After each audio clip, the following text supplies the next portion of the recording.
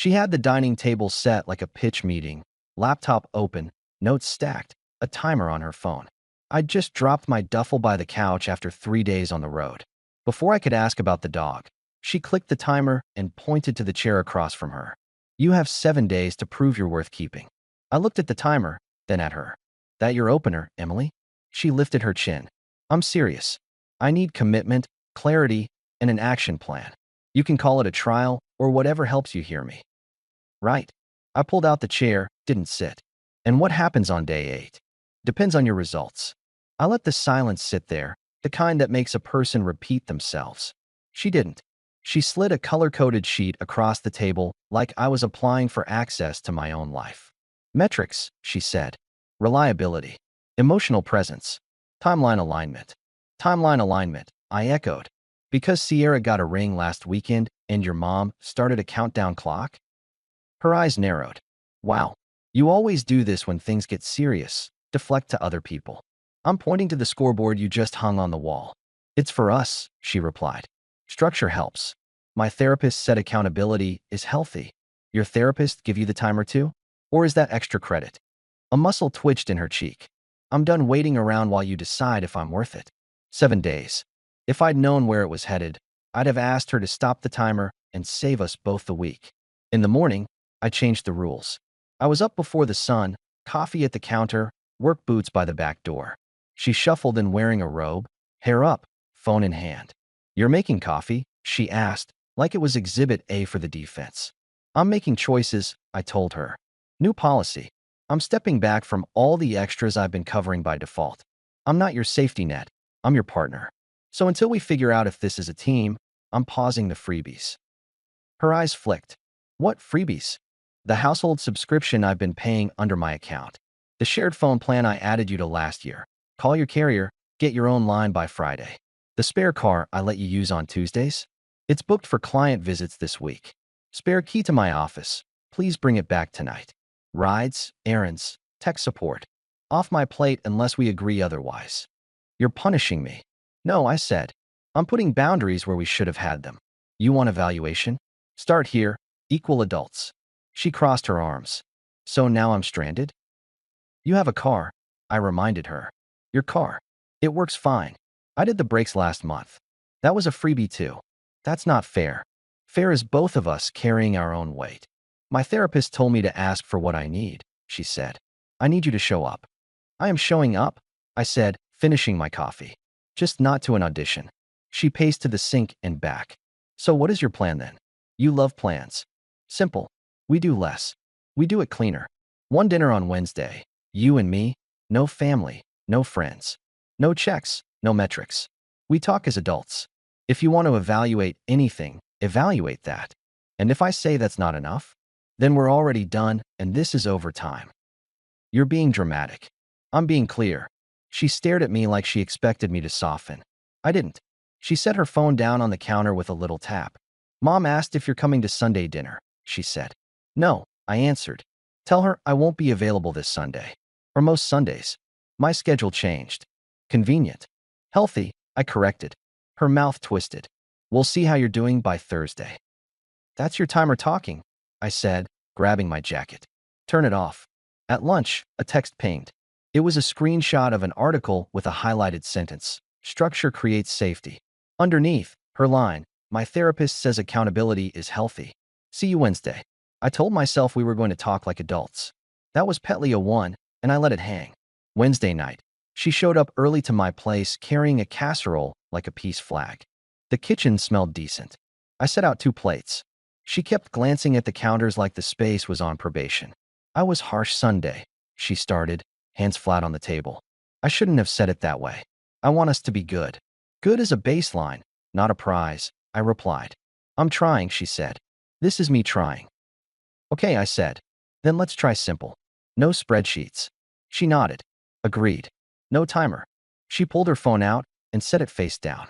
I even joined a yoga class to work on patience. See, progress. Yoga, I said. How much progress per hour? She smirked. Sarcasm is a defense. Works better than a timer. She took a breath. I felt alone while you were gone. Sierra's engagement brought stuff up. I don't want to be in limbo. Neither do I. Then what are we doing? We're either building a life or running a campaign. I don't run campaigns at home. She poked at the casserole. Maybe I panicked. But I do need clarity on where this is going. I'm not going to slap a date on a feeling to appease your group chat, I told her. I want a relationship that stands up on an ordinary Tuesday, not a performance that stands up at a party. Then put Tuesdays on the calendar, she shot back. I did. They're called life. She looked down. Okay, no timer. I overreached. I'm sorry. There it was, the first soft turn. I let the words land, kept my posture easy. Noted, I said. Thank you. So, family dinner Sunday, she tried, light tone. No Sunday, I answered. I wasn't kidding about schedules. And I'm not doing prove it week with your parents as judges. I didn't say judges. You didn't have to. She found her fork again. I'd like my key back then, she said after a beat. To my office? Yeah, bring it tomorrow, I said. Her eyes flicked. I meant to your place. I gave you that because we were moving in one direction, I said. We're not moving anywhere this week. Bring mine back too. She huffed through her nose. This feels transactional. You started with an invoice, I reminded her. She reached for her phone, thumb hesitating. Sierra's doing a little thing on Friday. She asked if we'd stop by. You should come. I have dinner Friday with Nate. Work stuff. Nate can handle his own dinner, she said. Nate is my crew lead, I told her. We meet clients after hours Fridays, schedule their projects. It's kind of the job. She leaned back. My therapist said we should prioritize us. Prioritizing us doesn't mean I cancel my responsibilities, I said. I meet Nate at Miller's at 7. Reservations. He's bringing a new client, Jenny from the developer's office. Her eyebrow ticked. Oh, a woman. A client, I said. I'm not thrilled with the optics. The optics are going to be me talking about foundation repairs. You know what? I support your career, she said brightly, a little too bright. Maybe I'll meet you after. We could do dessert. No drop-ins, I said. You want to see me Friday? Ask Thursday. If I say no, it's no. Why are you acting like security? She asked. Because you came in with a timer. I act like a lock when someone knocks like a battering ram. She pressed her lips together. Fine. Thursday I'll ask. We ate, negotiated around the edges of the week, and she left a little early with an I'll text you. That was Petlia too, her softness. It felt like a detour. Detours usually lead back to the same road. Thursday afternoon, my phone rang just as I was loading 30 bags of concrete into the back of the truck. Her name flashed. I hit speaker and leaned against the tailgate. Quick thing, she said. My mom booked a table for Sunday at noon. Very small, just family. Can you come? It would mean the world to them. No, I answered. She keeps asking me if you're serious. I'm serious about not being managed by your family. Okay, but listen, she pushed, speeding up. They're sensitive. If you just show your face.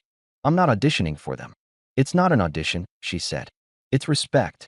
Respect is keeping our business between us. She was quiet for a beat. My therapist suggested we get witnesses, she said finally. People who care about us, to hold us accountable. What exactly are we doing that needs witnesses, Emily? I'm not 12. It's a support system. Support doesn't look like a jury. You always twist things, she snapped. This is why we're stuck. We're stuck because you keep moving the goalposts. They're not moving, she said. They've always been there. You just didn't want to see them. I see them fine. I just don't accept them. So no Sunday? No Sunday, I repeated. And if your mom calls me again, I won't answer. My mom doesn't call you, she said sharp. She did. Twice, while I was away. I didn't pick up. She's worried about me. Tell her you're an adult. She is my mother, she said. She's not my project manager. She exhaled hard into the phone. Okay, Friday then. Dessert after your work thing? No, I said. I'll be home late. We'll talk Saturday afternoon if you want. Saturday afternoon, I'm at a baby shower. Then Sunday afternoon. But not with your family. So now I'm on your calendar like a client. You wanted structure, I said. We have structure. I hate how cold you sound. You introduced the cold piece of metal, I said. I'm just telling you where it locks. Fine, she said. We'll figure it out. Before she hung up, she added, lighter. By the way, I dropped your office key in your mailbox. Proud. That's adult, I replied. Thanks. An hour later, a group text lit up my phone. Her, me, Sierra, and Sierra's fiancé with a photo of their rings and a caption, "So happy for you. M. Can't wait till it's your turn." Emily added, "Working on it." I didn't respond. That was petly a 3, the public nudge, dressed up as a celebration. Friday night, I was at Miller's with Nate and Jenny, my crew lead cracking jokes about permits while the server refilled waters. We were talking numbers, not flirting. Jenny was quick, direct. Nate had a way of leaning back and letting silence do the heavy lifting. Jenny tapped her pen. "We're not thrilled with last year's contractor. We need start dates that stick." "That's what we do," I told her. "No surprises." "Except weather," Nate added. Jenny smirked. "Weather gets a pass." My phone buzzed. A message from Emily. "Dessert after?" I didn't reply. Another ping. "I'm 5 minutes away." I pushed the phone face down. Nate glanced at me. "All good. Boundary test," I said, taking a sip of water. "Keep going." He nodded like he knew better than to ask. Jenny slid a folder across the table. "Here's the map of the lots." The hostess appeared at my elbow. "Sir, is there an Emily with your party?" I didn't move. "No." The hostess hesitated. "She says she's with you." "I didn't invite her," I said. Jenny's eyes flicked up, then down. Nate looked away, polite as a judge.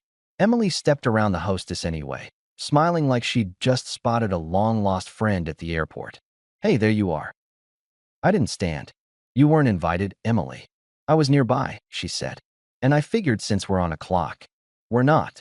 "Hi," she said to Jenny. "I'm Emily. Girlfriend." Jenny nodded once. "Jenny." Emily's eyes skimmed the table, catching the project folder, the tablets, the coffee. "This will only take a minute," she said, sliding in next to me like she belonged. "I just need a yes on Sunday." "No," I replied.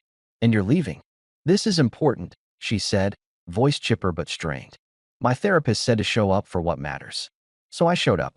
"Your therapist didn't tell you to track my location and walk into a business meeting."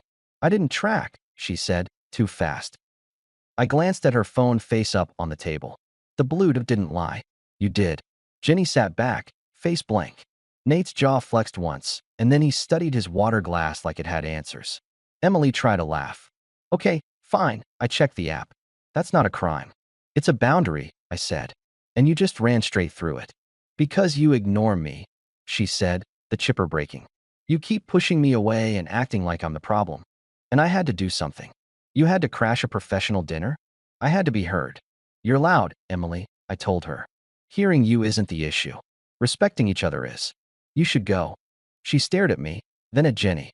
"I'm protecting my relationship," she said to no one in particular. "My therapist told me."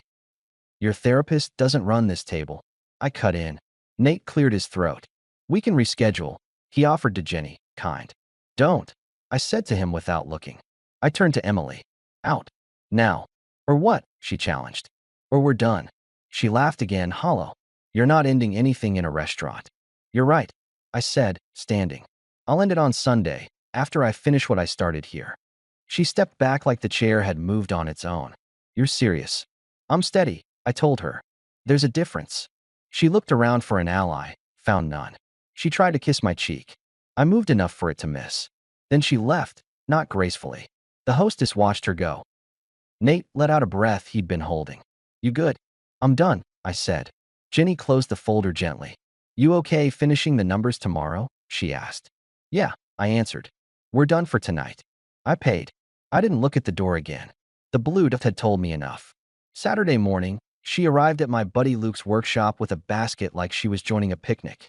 Luke runs a small auto shop out of his garage, the kind of place where neighbors wander in to ask questions and stay for coffee. We were swapping a fuel pump on an old pickup. Oil on the floor, classic radio low, Luke's kid building a Lego tower on the workbench. She parked crooked, stepped inside without waiting. "Hey, champ," she said to Luke's kid, handing him a cookie. Then to me, "We need to talk." "Not here," I said, tightening the clamp. Luke wiped his hands on a rag. He's mid-40s, calm like a highway patrolman on a sunny day. "Morning, Emily." "Hi, Luke," she said, too bright. "I brought muffins." "Kind," he replied, one eyebrow up. "I wanted to apologize for last night," she said to me. "I was wrong to show up." "I get that. We can chalk it up to stress." I turned off the app. "Look," she held out her phone like a peace treaty, setting screen open. That's a screenshot, I said. She blinked. Excuse me. It's a screenshot, I repeated, not looking at her. You saved it to your camera roll. I did not. Luke glanced at the screen. Top left says 10:12. It's 10:37, he noted, mild. She flushed. Okay, so I turned it off earlier. You turned off a copy of turning it off, I said. That's creative. I'm trying, she said, jaw tight. I brought coffee. Let's reset. I straightened, wiped my hands on a rag, and met her eyes. I'm not resetting anything in Luke's garage. This is his space, not our stage. Luke scratched his beard. I'll give you two a minute, he said, wandering 2 steps away, but staying inside earshot like any decent friend. You're making a scene, I told her quietly, and you're on my friend's turf. That's 2 lines in 1 step. I'm doing the adult thing, she said, showing accountability. My therapist said a big gesture can help. Your therapist keeps getting quoted for things that look a lot like control. I don't control you, she said. You tried last night. I tried to fix it, she insisted. And now I'm here, again, to fix it. By barging into my Saturday after smashing a boundary Friday. I brought muffins, she said, like that settled jurisdiction. Emily, I said, voice flat. Leave Luke's place. We'll talk tomorrow at 1. My house. No extras. She stared at me. You won't even hear me? I am hearing you, I said. I'm not appeasing you in front of my friend. You don't get my time anywhere you snap your fingers. That's done. She looked at Luke, maybe hoping for a rescue. He held up both hands. My name's Paul, and that's between y'all, he said, badly hiding a smile. Take care.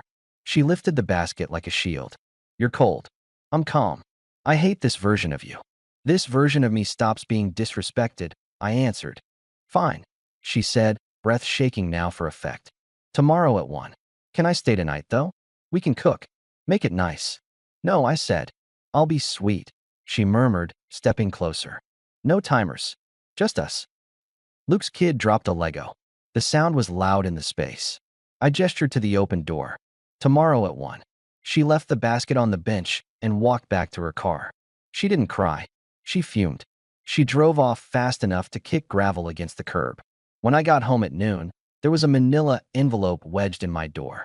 Inside was a typed outline, relationship roadmap, bullet points on weekly check-ins, quarterly milestones, family integration dates. At the bottom, therapist recommendations. Implement an evaluation week if clarity is delayed. I placed it next to the basket on the counter and set my watch for Sunday. Petlia foreclosed. The picture was complete. Sunday at 1, she arrived 10 minutes early wearing something that said Daytime Grace with a courtroom spine. She walked in, looked around. I'd cleaned as if staging a house. Neutral. Nothing left of hers except a small stack on the table. Her mug, a sweater, the book she never finished, and the spare key she'd given me in the spring.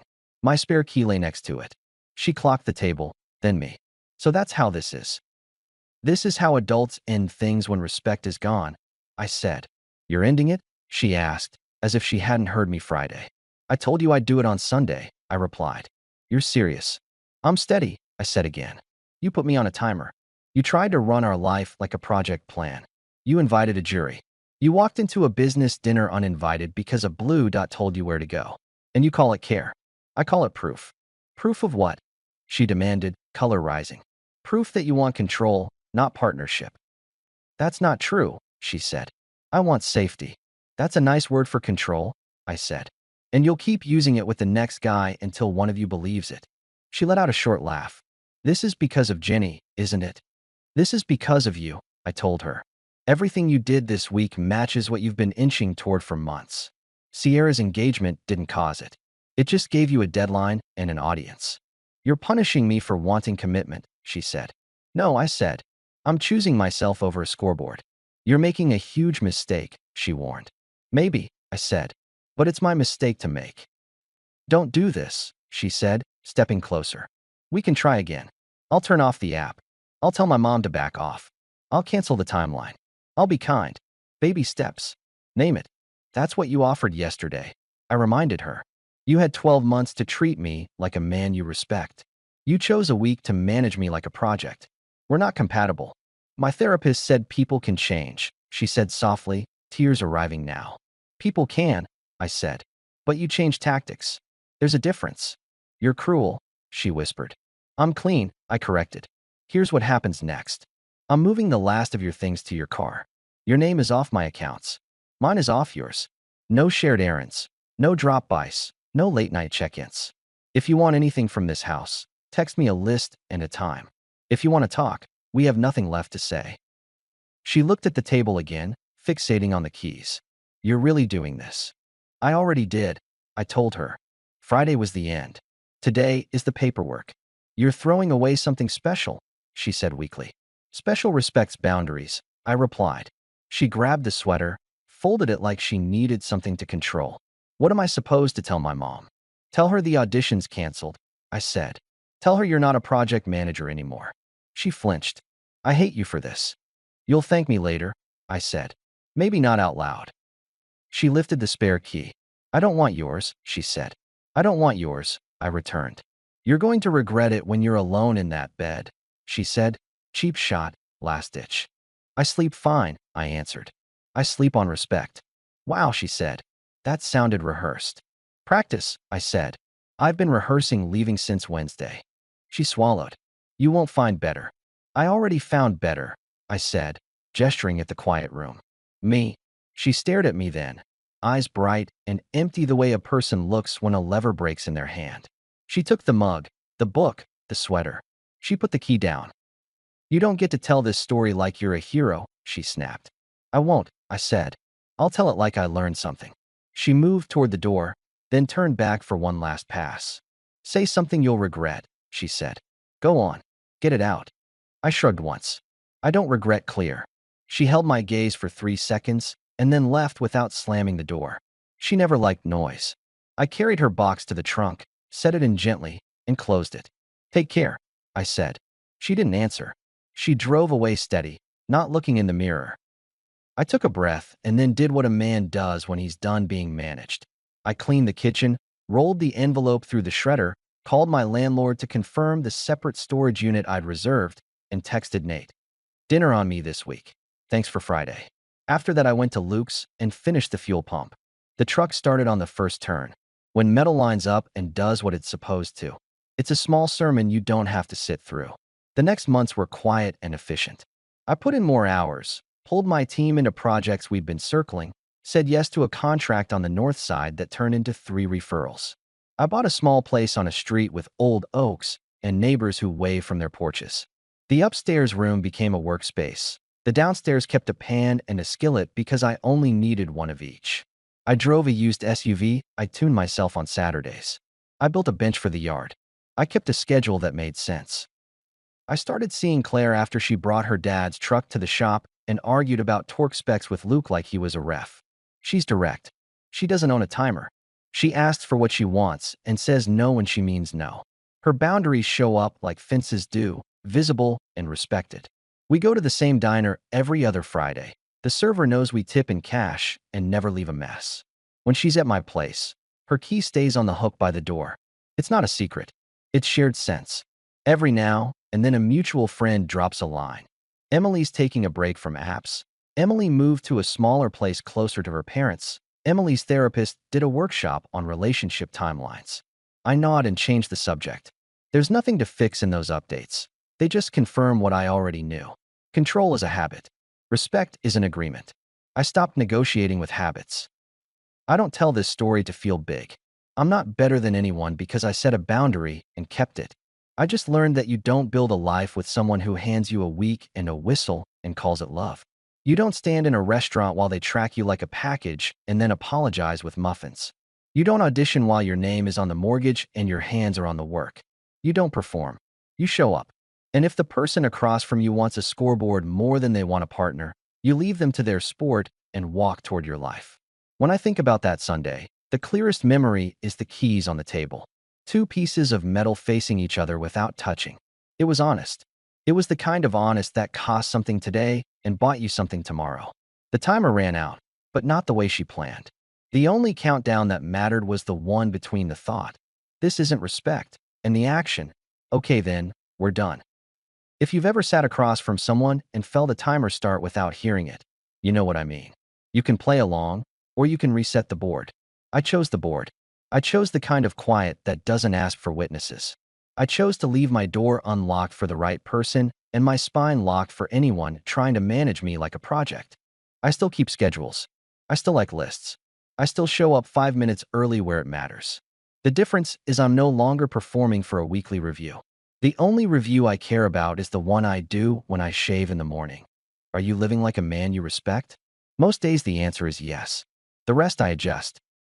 The timer never made another appearance in my house. The blue dot lives wherever it wants. On Fridays, sometimes Claire and I walk past Miller's on our way to the diner, and I see the hostess who watched Emily leave that night. She recognizes me and gives a little nod that says we both saw something true and kept it to ourselves. I'm not angry when I think of Emily. I'm grateful she made it obvious. It saved me years. That's the thing about control. When it gets bold, it exposes itself. All you have to do is stop giving it a place to sit. And if she ever asks what I learned, I'll give her the line I used on Sunday, the one that closed the book and opened the door. I choose respect. Today I choose it without you.